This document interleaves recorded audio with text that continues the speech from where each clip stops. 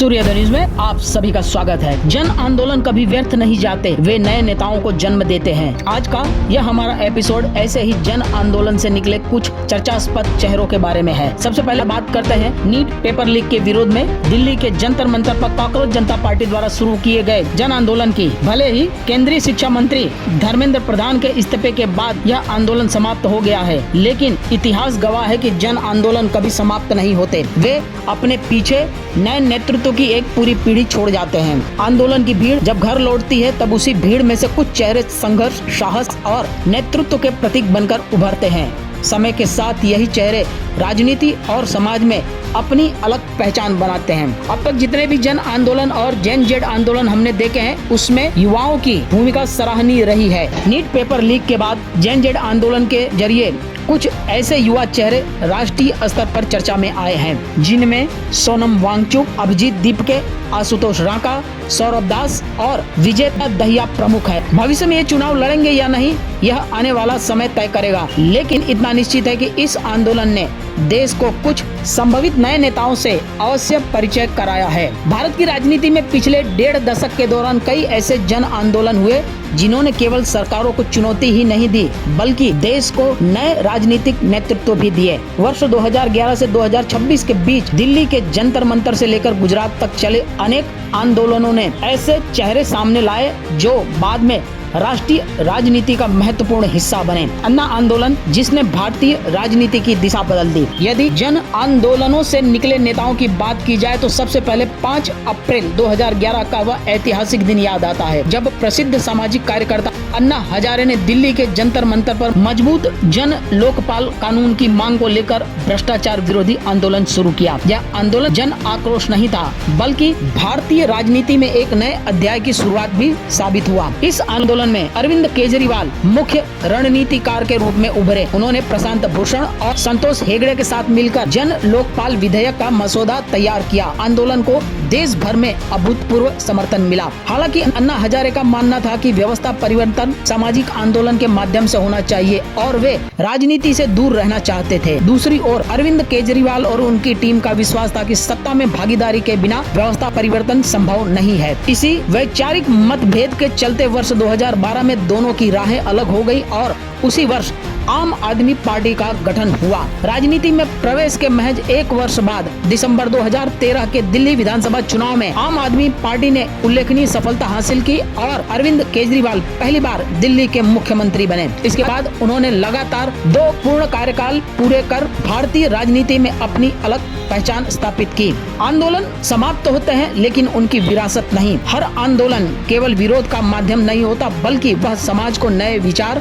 नई ऊर्जा और नए नेतृत्व भी देता है। आंदोलन समाप्त होने के बाद पोस्टर उतर जाते हैं, मंच खाली हो जाते हैं और नारे शांत हो जाते हैं, लेकिन उन्हीं आंदोलनों से निकले कुछ चेहरे भविष्य की राजनीति का नेतृत्व संभालते हैं। यही कारण है कि इतिहास बार बार यह सिद्ध करता है, जन आंदोलन कभी व्यर्थ नहीं जाते, वे समाज और राष्ट्र को नए नेता देकर जाते हैं। अब बात करते हैं गुजरात की। गुजरात के जन आंदोलनों ने 3 बड़े राजनीतिक चेहरे दिए। देश की राजनीति में गुजरात ऐसे राज्यों में शामिल है जहां जन आंदोलनों ने केवल सरकारों को चुनौती ही नहीं दी, बल्कि नए राजनीतिक नेतृत्व को भी जन्म दिया। पिछले 1.5 दशक में गुजरात में वे 3 प्रमुख जन आंदोलन ने ऐसे नेताओं को सामने लाया जिन्होंने बाद में राज्य और राष्ट्रीय राजनीति में अपनी अलग पहचान बनाई। इनमें अल्पेश ठाकोर, हार्दिक पटेल और जिग्नेश मेवाड़ी प्रमुख है। वर्ष 2011 में अल्पेश ठाकोर ने क्षत्रिय ठाकुर सेना की स्थापना की। इसके बाद वर्ष 2016 में उन्होंने गुजरात में बढ़ती शराब की लत और अवैध देसी शराब के कारोबार के खिलाफ व्यापक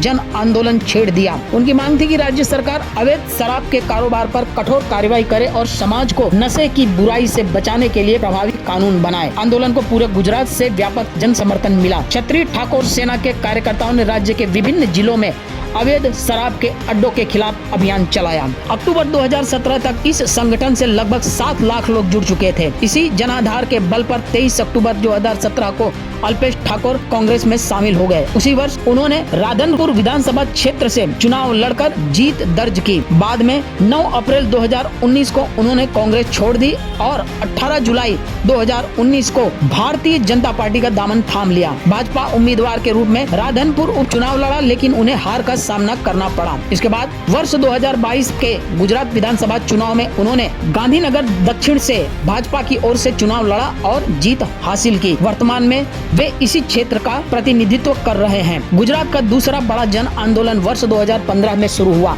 जब हार्दिक पटेल ने पाटीदार समाज को आरक्षण दिलाने की मांग को लेकर आंदोलन छेड़ा। उन्होंने राज्य भर में सभाएं और रैलियां आयोजित कर पाटीदार समाज को संगठित किया। इस आंदोलन का सबसे बड़ा पड़ाव 25 अगस्त 2015 को आया, जब अहमदाबाद के GMDC मैदान में लाखों लोगों की ऐतिहासिक पाटीदार महाक्रांति रैली आयोजित हुई। इस रैली ने गुजरात की राजनीति की दिशा बदल दी। आंदोलन के दौरान पाटीदार समाज और पुलिस के बीच कई स्थानों पर टकराव भी हुआ। पूरे आंदोलन ने हार्दिक पटेल को राज्य का सबसे चर्चित युवा नेता बना दिया। बाद के वर्षों में वे कांग्रेस से जुड़े और उन्हें गुजरात प्रदेश कांग्रेस का कार्यकारी अध्यक्ष भी बनाया गया। हालांकि कांग्रेस सत्ता में नहीं आ सकी। इसके बाद 2 जून 2022 को हार्दिक पटेल भारतीय जनता पार्टी में शामिल हो गए। भाजपा ने उन्हें विरमगाम विधानसभा क्षेत्र से उम्मीदवार बनाया और वे चुनाव जीतकर विधायक बने।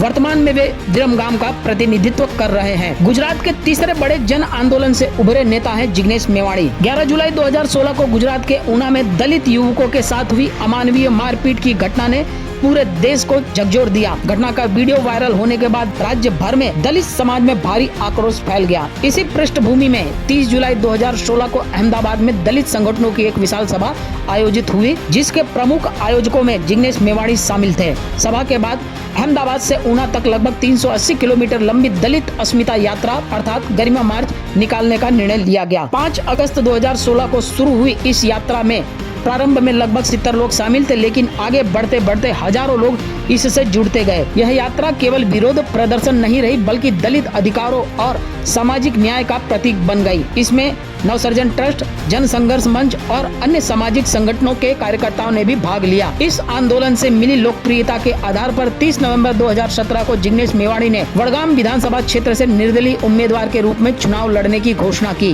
कांग्रेस सहित कई विपक्षी दलों के समर्थन से उन्होंने चुनाव जीता और पहली बार विधायक बने। 2022 के गुजरात विधानसभा चुनाव में उन्होंने लगातार दूसरी बार वडगाम सीट से जीत दर्ज की।